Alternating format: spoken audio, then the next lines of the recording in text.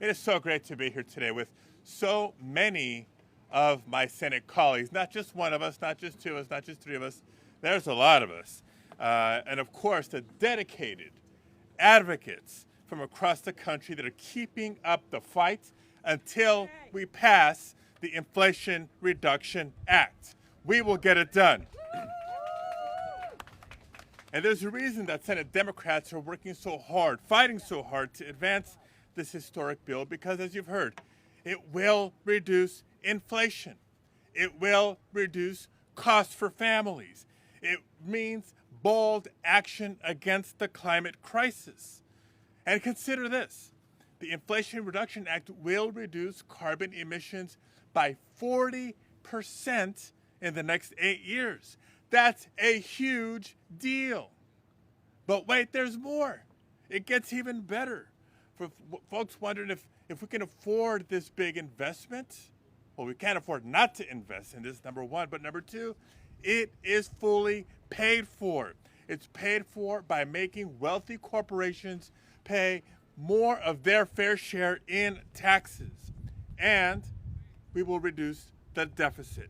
A win, win, win, win, win, if you ask me. Now, as you introduced me, Dick, it was, yes, my home state of California to a larger state, and sadly, on the front lines when it comes to the climate crisis.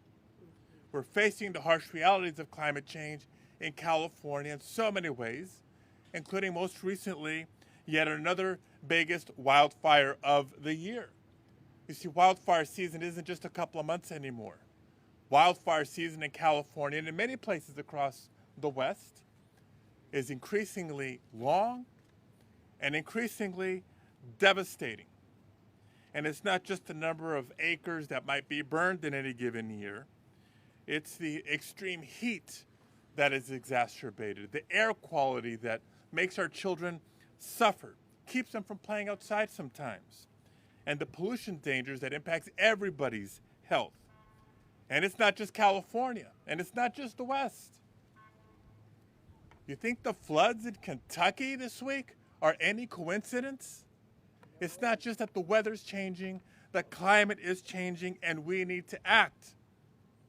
The Inflation Reduction Act includes provisions that will invest over $369 billion in bold climate action. Action that cannot wait, because we need to leave our planet healthier for future generations. Young activists get that. Yes. Finally, the United States Senate gets it and is going to act on it. The climate investments I'm eager to vote on. Helping reduce air pollution at ports.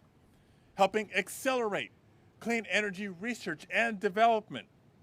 Supporting fire-resilient forests. And advancing environmental justice by providing billions in funding directly to the communities that have been disproportionately impacted by pollution. This is a unique and urgent opportunity to pass the largest climate and environmental justice package ever, making significant strides in lowering healthcare costs and energy costs for Americans while reducing the deficit.